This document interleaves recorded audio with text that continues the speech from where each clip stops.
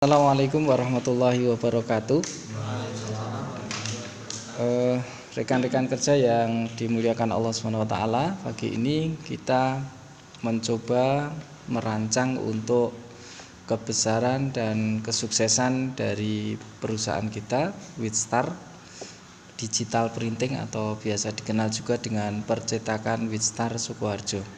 Nah, perlu yang pertama kita sampaikan adalah bahwa tagline kita untuk perusahaan dan juga kita orang-orang yang berperan di dalamnya adalah akan mengusung sebuah tagline bersama, sukses, bahagia, dan mulia. Kenapa tagline ini kita sampaikan? Agar kita punya jiwa, ruh, dan pemahaman yang sama tentang perusahaan ini, bagaimana ke depannya gitu. Ada 4 unsur yang ada di sini. Yang pertama adalah bersama. Dimana kenapa kita bersama? Karena pengen setiap kita itu mempunyai rasa memiliki, atau bahasa Jawa kita handarbeni terhadap perusahaan ini. Jadi setiap personal yang ada di dalam perusahaan ini tidak menganggap bahwa dia bekerja di sini bukan menjadi pemilik dari perusahaan ini, tetapi kita ingin bersama itu bahwa kita ini menjadi pemilik bersama dari perusahaan ini, sehingga maju mundurnya perusahaan itu akan menjadi perhatian kita masing-masing. Semuanya akan perhatikan bagaimana kita bisa maju.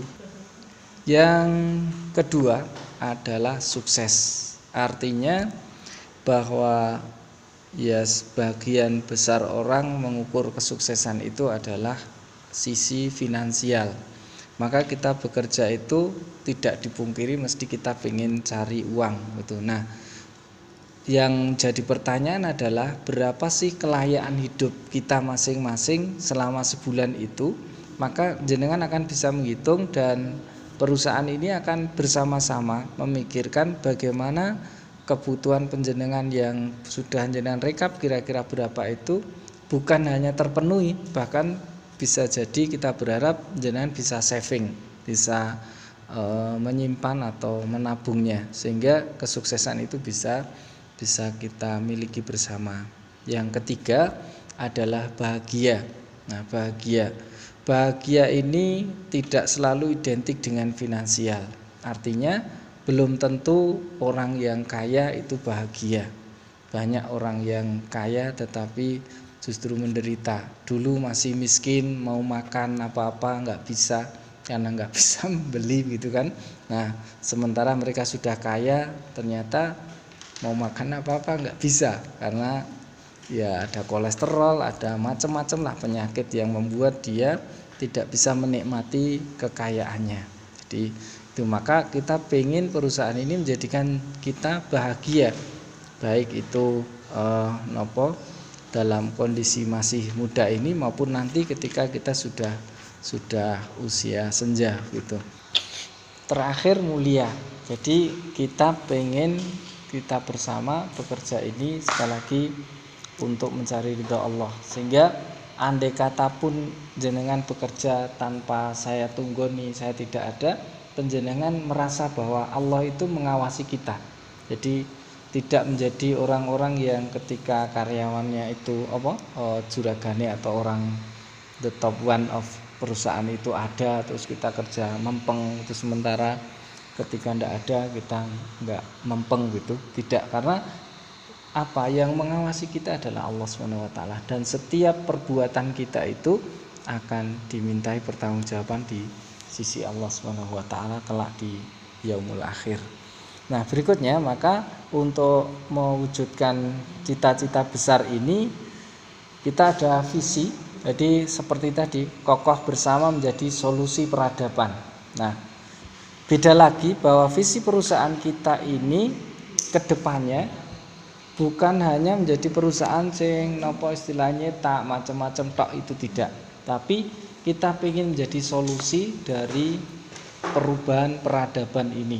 Jadi setiap masa itu pasti akan terjadi perkembangan sebagaimana zaman kita ini kebetulan kita berasal dari generasi yang berbeda, sehingga setiap zaman itu punya karakter yang berbeda-beda. Maka kita berharap dengan perusahaan ini kita mampu menjadi bagian untuk perbaikan peradaban secara keseluruhan di dunia ini. Jadi kita tidak sekedar bekerja, tapi punya kontribusi positif untuk perbaikan kehidupan secara global. Nah, berikutnya untuk mewujudkan ini kita ada misi tentunya. Bagaimana bisa mewujudkan itu? Setidaknya ada 4 hal yang harus kita kerjakan. Pertama, misi kita adalah membangun budaya kerja yang religius, peduli, ceria, disiplin, dan bertanggung jawab.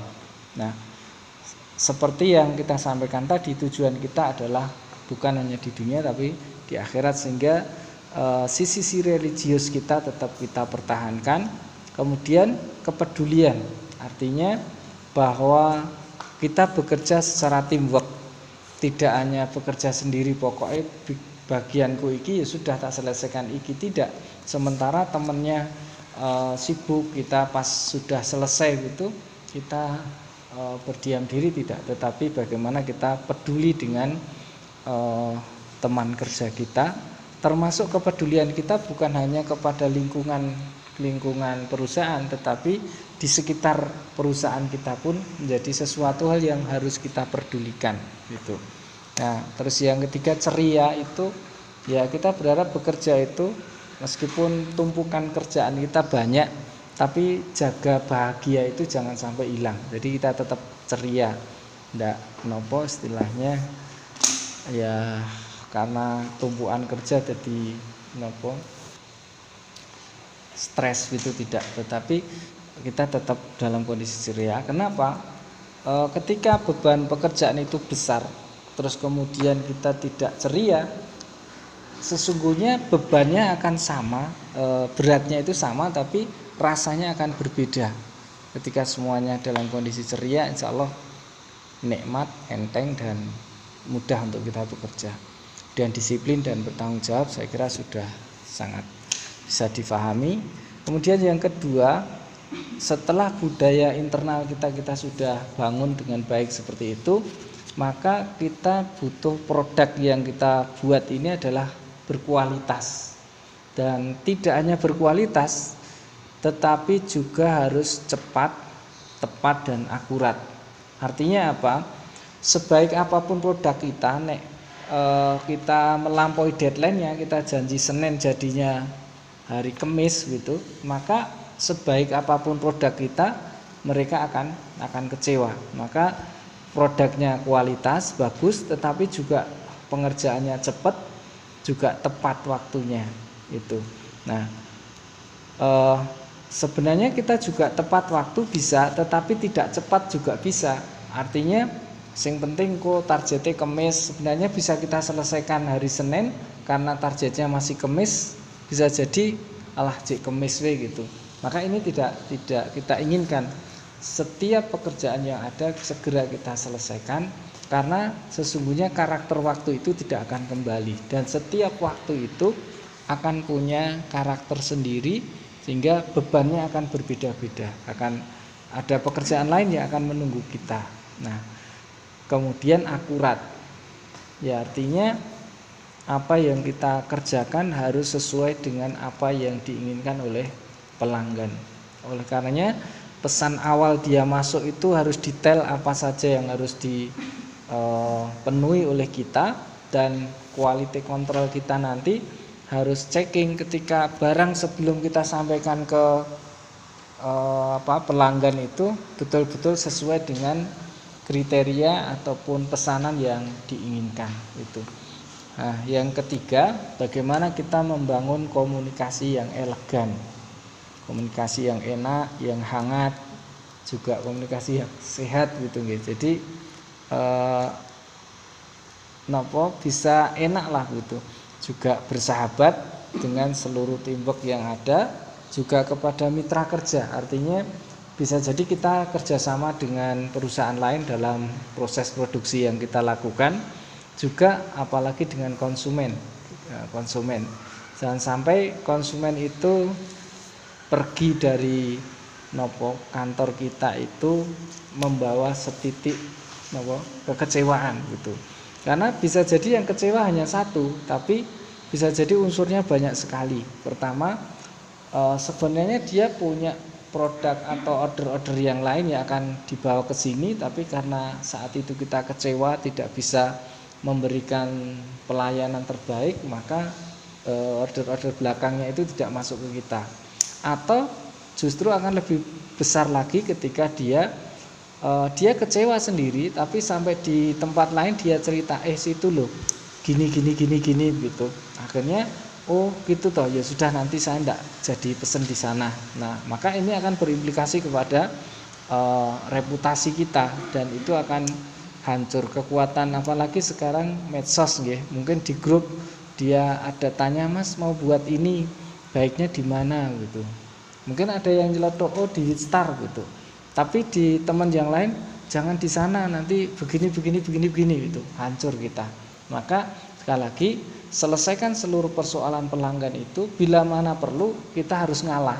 Artinya kita rugi secara finansial tidak masalah, tetapi rasa dari pelanggan itu tetap kita jaga sehingga mereka akan tetap bersama kita gitu. Nah, juga lingkungan ini juga perlu kita perhatikan, karena bagaimanapun juga kita adalah makhluk sosial, sehingga kita berusaha, nanti kita akan lihat di perusahaan itu harus ada space untuk sedekah, infak dan lain sebagainya, yang nanti kita akan bisa sampaikan untuk orang-orang yang berhak dan juga termasuk di sekitar kita gitu. Dan yang terakhir, untuk mewujudkan itu kita harus senantiasa update, jadi terus berkreasi, inovasi, sehingga intinya akan menjadi bukan hanya solusi dari kebutuhan pelanggan, tetapi juga menjadi kepuasan pelanggan tadi. Sehingga ketika mereka ada kebutuhan yang butuh kita selesaikan, kita bisa mampu menyelesaikan, dan tidak hanya sekedar bisa membantu, tapi mereka puas. Sehingga kalau mereka puas, mereka akan bilang kemana-mana dan akan datang ke kita gitu. Nah, sehingga ini bagian yang harus kita niatkan, bahwa kita ada itu untuk menjadi bermanfaat pada orang lain, bisa membantu orang lain. Terlebih ketika ada orang datang, mungkin bisa jadi minta tolong besok harus jadi, kemudian macam-macam lah gitu.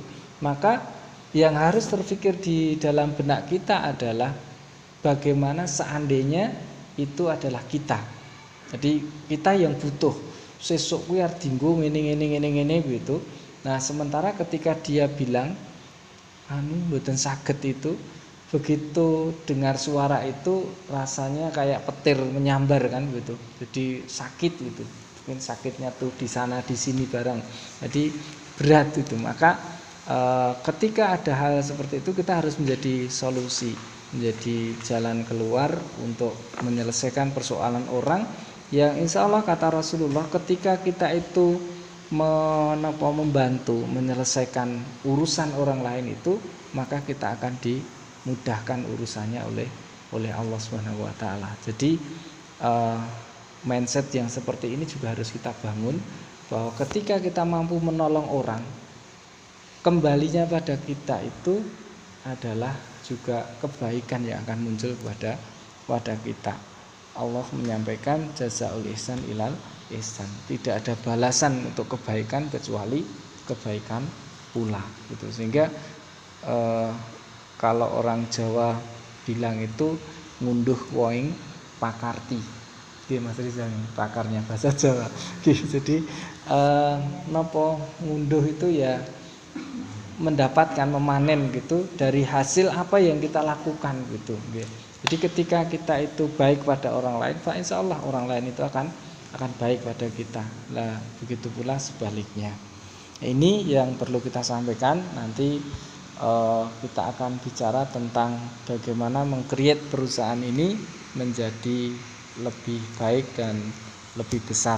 Jadi yang terpenting, yang utama ini visi, misi dan tagline kita bisa panjenengan cermati dengan baik, sehingga sekali lagi kita tidak sekedar bekerja untuk mencari uang untuk diri kita, tetapi ada korelasi-korelasi yang lain yang perlu kita selesaikan. Saya kira gitu untuk penyampaian ini cukup. Assalamualaikum warahmatullahi wabarakatuh.